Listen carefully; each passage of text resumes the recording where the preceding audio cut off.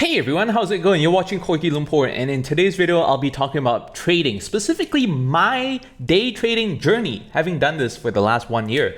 So I was talking with a friend the other day, and I realized halfway through describing my trading journey with him when he asked me how I was doing, that I had promised you guys on YouTube in some videos ago, 2 to 3 months ago, that I would make a video talking about trading and my whole adventure into this day trading journey, right? So it's been about a year. I was not profitable, as I've mentioned in that previous video. I forgot which one it was, right? I was not profitable throughout the entire 2024. I was in the red, trading crypto and NASDAQ mostly. Crypto at the start of the year, NASDAQ for the rest of the year. In the last 1 month, I've become break even on Forex, which I only started in December, Christmas of 2024, which was 3 months ago at this point, right? And I also managed to get back into crypto with a small profit currently on the account. I'm still not yet profitable with my NASDAQ trades, and I am still improving on that front. Now, the reason why I'm making this video to share why, how, what I'm doing with day trading, how I got started, what I've been doing in terms of progress, all of this stuff is because if I had a time machine, I would go back in time and tell my younger self all the shit that I'm about to tell you in this video. And because I don't have a time machine to do that, I'm now sharing it with you guys in hopes that whoever's watching this video will get inspired somehow, will get encouraged, will get motivated, and basically do something that makes their life, their family successful and be able to do great things outside of just being a fucking employee at the office, being an office drone, white collar for the rest of their life, right? And another big reason is because having grown up in Asia and having returned as an adult back to Asia, I find this whole pulling up the ladder after you're successful thing is prevalent, especially in Asia, right? So it exists everywhere, but the reason why you don't get people like Louis Rossmann coming out of Asia sharing the tips of how they do their work, basically, that's their secret sauce, right? How to repair Apple MacBooks outside of being an Apple authorized repairman, right? How to do all of that stuff. He's doing things that would spawn potential competitors to his business, right? The reason why this doesn't really exist in Asia, you don't get people out of Asia doing this, is because there is a massive culture of pulling up the ladder of success. Once people climb up that ladder and reach the top, or what they perceive to be the top or top enough, they're going to pull up that ladder. And I've experienced this many times in my life. I've seen it happen to other people many times in my life, and I'm just fucking sick of it, right? I'm sick of this whole non-transparency bullshit, right? Especially from this culture which claims to love sharing, and what they mean by sharing is sharing all these fucking cat videos, car videos, tragic news stories, bullshit about their friends, like stuff that doesn't add any fucking value to your life. Brain rot on social media, that's what people love sharing. But the moment they have some kind of recipe that they've developed to achieve a certain level of success, they're going to just pull that right up and what sharing? I'm not going to reply to you any longer. You're asking me what the secret to my success is? Well, I'm just going to ghost you. That's what the culture like is in Asia a lot of times. I'm not saying it happens every single time, but stereotypes exist for a reason. So we're going to get into this whole story on trading, right? And I know I ramble a lot. That's what my friend pointed out to me. But again, I kind of have this Louis Rossmann philosophy approach to this channel as well, which is I'm not doing this for my benefit. I don't get paid for this shit. YouTube is not my full-time job. I never plan to make YouTube my full-time job. I do not derive any money, not a single cent, neither directly nor indirectly from you guys watching this video. So if you don't like this video, if you don't like my face, if you don't find value, whatever it is, just click the fucking X button. Do me a favor, right? So why did I get into day trading in the first place? Long story short, it's going to be a longer video when I get into full detail, right? I've always been grinding inside my head at ways to make money. I've done this since I was 10 years old by starting a business, which was a private bookstore in my school. And I've talked about this in a previous video. I've also made a website. I ran that website when I was a teenager in an attempt to pay for college. I've done things like crypto mining in the past, which is how I got into crypto trading in the first place. I wasn't trading per se. I was more like doing this, I wouldn't even call it swing trading. It was like kind of buy and holding for a period of time and then actually taking those profits, unlike a lot of these idiots who buy and hold till the top and then sit and buy and hold all the way to the pull back and then all the way back down to zero and never taking a single cent of their profits, right? So I actually went into these trades for a course of a few weeks to a few months and then took my profits, but that doesn't even come close to what day trading is, which is sitting in trades for max a couple days, a few hours, sometimes even minutes or seconds, right? It's completely new territory for me. And why did I decide to do day trading? Right? I've done all these different, I guess, ventures, call them businesses in the past. And what I've learned from those experiences is that I am a cheap fuck, right? I don't like spending a lot of capital, sinking a lot of money into a business and having to wait for a long time to see results come out of that. That gives me anxiety. I don't like taking the risk of losing all that money. So I must have something that's low to zero capital up front, which is something that I've done in the past, from starting that bookstore to even making that website. You know, the only cost to me back then was just my time developing the website and not having to deal with stuff like paying the rent of an office building or payroll, blah, blah, blah. So I also realized from all these life experiences, both from the business end and also dealing with people in school, being bullied in school, dealing with coworkers, mingling with people outside of work, all of this stuff, that I just don't like dealing with people, right? So ideally, I want to start a business where I wouldn't have to hire anyone. I have to deal with all the politics and all the bullshit, all the relationship. Like, I don't like doing that. So what can I do then? I could do something that I'm good at. You know, I've mentioned developing stuff and things like that. But again, I want to be able to bring results to the table as quickly as I can, right? I don't want to start another website again or launch an app and have to wait months to see if I'm making any money from that. So with all these different criteria, what else can I do? Given my personal skill set, I decided to get into day trading, right? I didn't really know much about day trading, and I'll get into that part of the story in just a bit.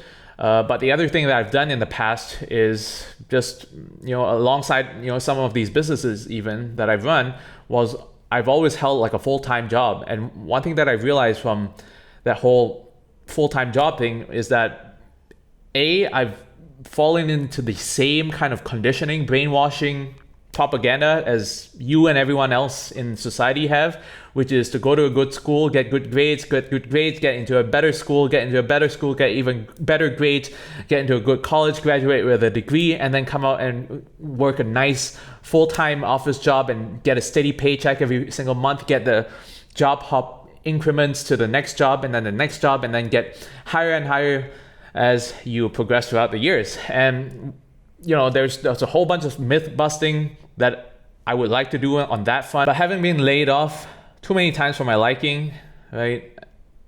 I just don't want to have to deal with that shit when I'm 50 years old and have a whole bunch of bills to pay, right? A house mortgage, cars, sending kids to college, having to save up for potential medical bills and old age, right? There's a lot of money that's going to be at stake at that point in time, and I don't want to have to be dealing with that bullshit of being laid off as an employee when I'm at that age.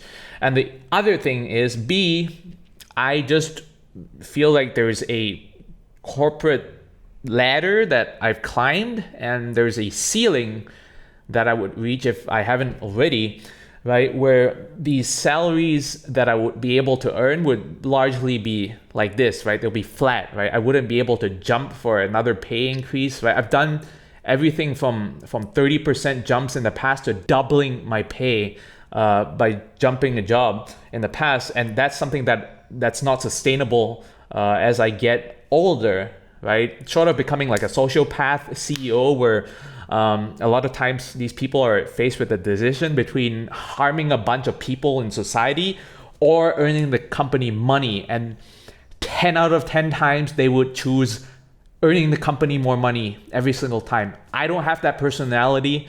I'm not really a sociopath who would, want to harm people and shit. So that's not for me. If that's not for me, well, guess what? That salary bracket isn't going to be accessible for me. So that's the whole reason why I got into day trading. So what did I do to start? Right? So like I said, I didn't know shit about day trading. I realized that I needed to kind of bootstrap myself. And as a few other people who are very successful that I've seen online have said, the best way to do that is really to get someone who's been through that shit to teach you what they've been through, right? There's a real estate agent called Aaron Yoon. He's based in Seattle, who I watch. And he's really open about how he does his real estate business. I watch his videos all the freaking time, even though I never plan to be a real estate agent ever in my life, because he's got a lot of good mindset lessons from his video on just basic psychology to the mindset of running a business. So with that in mind, I got myself a mentor, I guess. So a mutual contact of an acquaintance, let's call him that, has managed to trade a couple $1,000s into a couple million by luck and chance in the past in crypto. And then he proceeded to kind of improve himself because he got this whole bunch of gains from just pure luck, but he realized that he wanted to reproduce that and not rely on just pure luck again to further increase his net worth. And so what he did was a bunch of research, and he's been able to increase his net worth significantly since then, right? So I enlisted this guy. I was paying him $500 a month, and to guide me through this journey of crypto day trading, right? Crypto, because I've dealt with it in the past, it's familiar territory to me. The outcome from that was I managed to get into that and kind of background check the shit out of him to make sure that he wasn't just full of crap like a lot of these trading gurus are, right? And he seemed to check out. The only problem was I managed to make a couple of $1,000s on certain days and managed to lose a couple of $1,000s on other days. And what I realized from trading, at the time, right, was that it wasn't consistent, and I would really like this consistency. And at the same time, I was telling people that I knew in real life about what I was doing, and there was a lot of naysaying going on, like you would never be able to succeed because like literally 97% of traders go in there, they lose their money, and then they fail, and then they give up, and then they get out. Just get a better job, bro. Just apply for higher paying jobs, bro. There's no money to be made in day trading, bro, because if you were that smart, you would have done it ages ago, bro. So this kind of led to me trying to figure out, well, how do I get something that's more consistent? Because at that point it was just pure gambling. And what I realized later on was that this mentor in crypto, like he knew his shit, but he wasn't able to teach and communicate what he was seeing to people like me, right? People who are outside of his brain. It's kind of like a feeling that I understand personally because I've tried to tutor my siblings in math when I was much younger before, and I could not, for the love of God, explain to you why 1 + 1 is equivalent to 2 and not 1 + 1 is 3, right? I could never explain why that's the case. I just know that 1 + 1 is 2, but I can't explain to you why it is that way, right? It just is. And so that guy was a bad teacher, but he knew his stuff. So not really for me. That's how I started going into the NASDAQ direction. I did some research and I realized that people were making consistent money from the NASDAQ pretty much on a daily basis. And I was like, hey, this solves both the consistency problem and also the problem with haters, right? So with all these people who are naysaying, what if I could show them that there is a way that you could draw like a steady paycheck from the stock market and be able to substitute the toxic job that you love to complain about every single day before you go to work, to your spouse, to your friends, to your family, right? What if you could substitute that with a consistent income where you don't have to report to some asshole every single day and be on time to go someplace and return to office, 5 days a week. So I took a plunge into that, started trading every single day. But like I will talk about in probably another video, because this one's going to be pretty long by itself, I wasn't really motivated throughout the entirety of 2024. So I was just going from crypto, stopping doing that, jumping into NASDAQ trading every single day, taking these scalps every single day, trades that lasted anywhere from a few seconds to a few minutes. I was doing that every single day, and by mid-year, I was in a net loss position. I'd gotten some really good gains when I started, I guess beginner's luck, but I proceeded to lose all of that and more.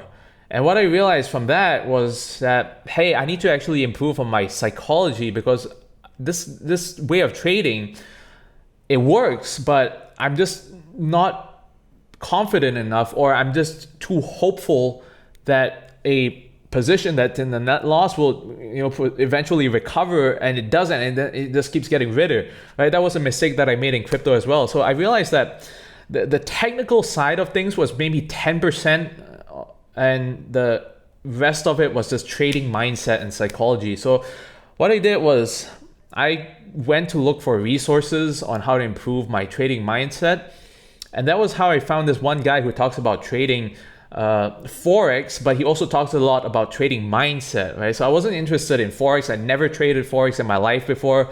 Like I said, up till December of last year, which is 3 months ago, right? But I watched this guy from mid-year for his psychology, trading mindset, how to be a better person in the brain to be able to take those good trades, be able to cut yourself, cut your losses, take your profits, whatever it is. And at some point, he was talking about this, I noticed, in many of his Forex videos. And I would watch his Forex videos because I wanted to get to that little part, wherever it was, where he would talk about trading mindset. And as I watch these videos, it's pretty much October, November by now, I realized that, hey, there's a lot of this stuff that he's talking about in Forex, which actually seems to be the same thing that mutual contact of an acquaintance was doing in crypto. And upon this realization, I was like, well, the crypto market seems pretty unpredictable, but I think I could probably learn from this guy how to trade Forex and be able to trade this on a regular basis, right? So I compared trading these three things to driving, which I also love to do, right? Trading Forex and crypto is kind of like driving a sports car and driving a minivan.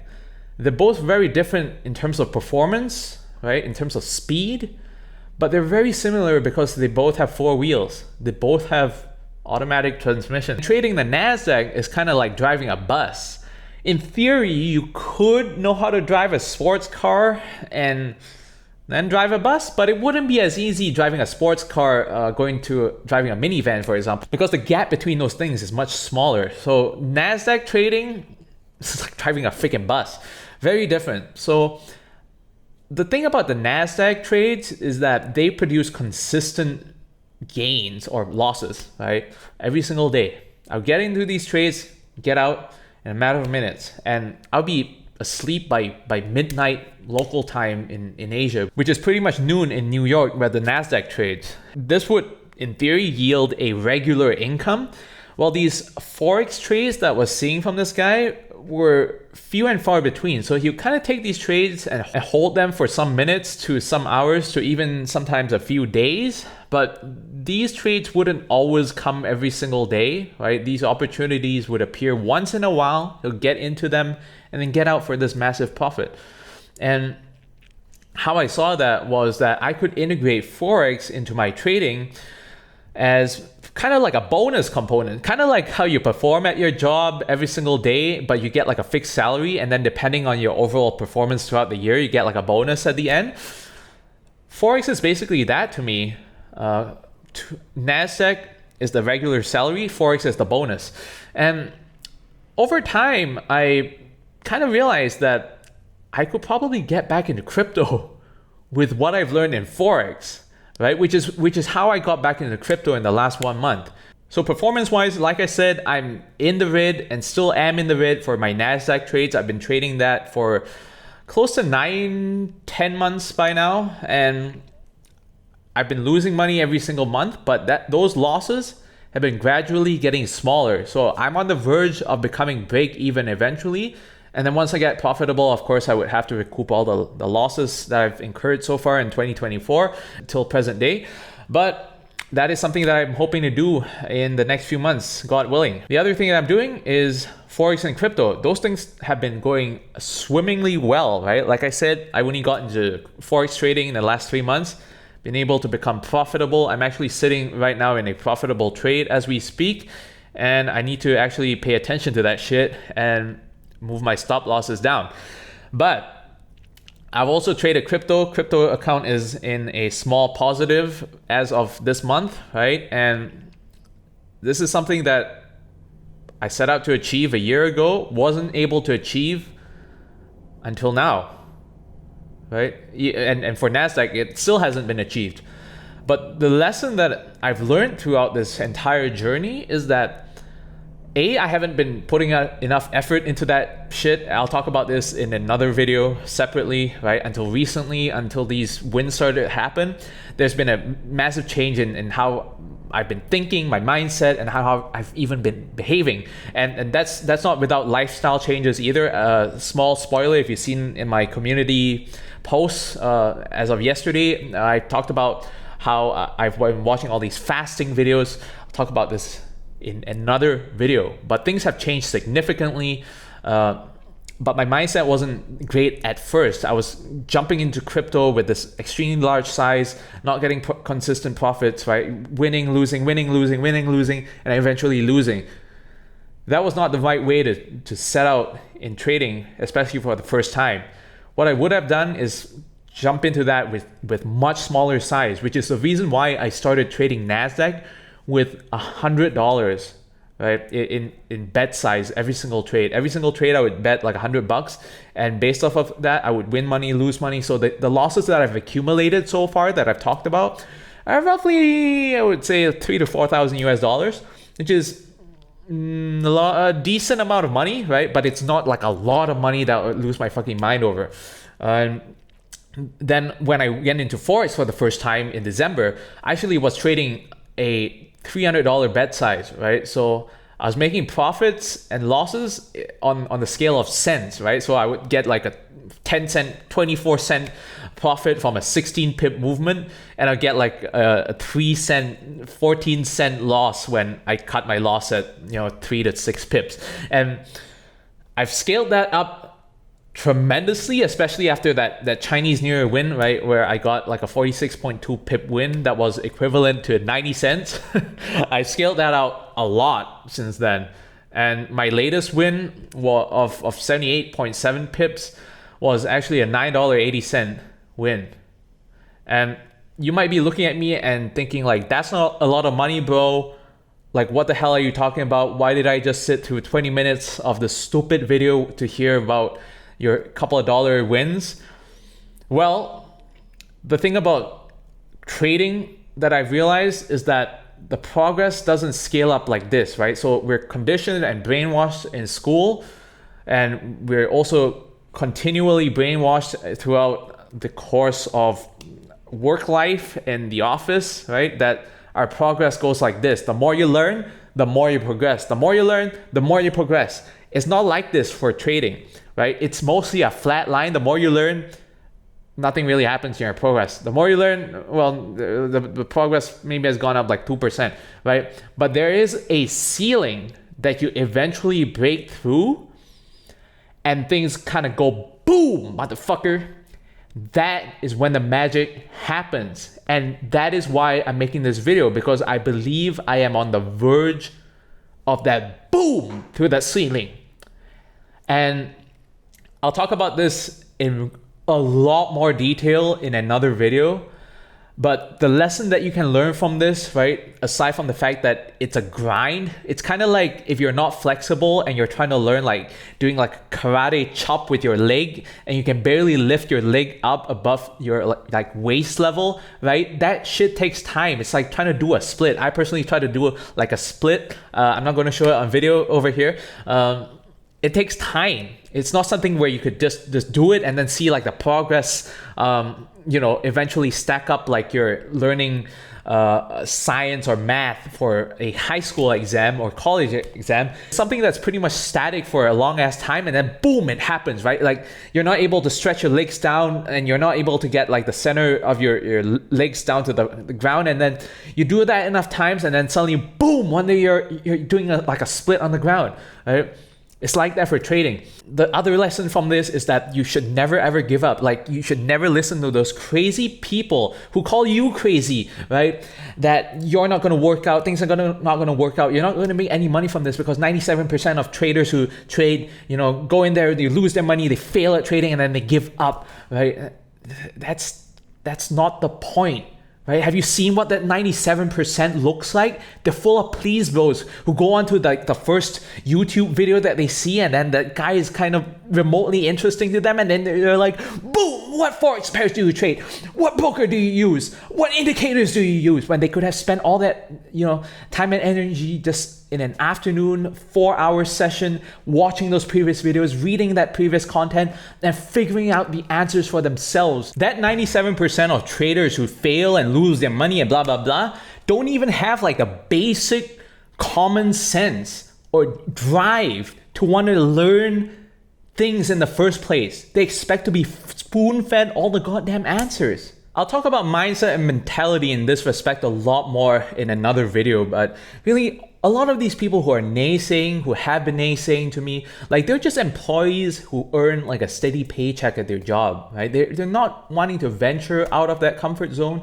And their best advice to people who do is to not do that, right? Don't get deterred by these people. There's a reason why these people are still stuck at their job, right? Worrying about the next layoff, right? Complaining about their toxic boss, complaining about their toxic coworkers, their political environment, blah, blah, blah, that their salary doesn't pay all the bills, yada, yada, yada. For a reason. They're stuck there because they have that mindset where, well, if I'm doing something that's different, that's never been done in society, it's gonna fail, because if there were so many people who would succeed at it, we'll be seeing them all over the streets. But because we don't see those people, it must be something that's extremely difficult to do, that is not possible. And who am I to be that 1% person who ventures out there and succeeds? Now, I'm just a person who got like a regular scorecard at school. I did well at school, but I've done that whole formula and it works. Get a good set of grades, get into a good school, get another good set of good grades, and then get into a good college, and then graduate with a good degree, and then get into a good job that pays a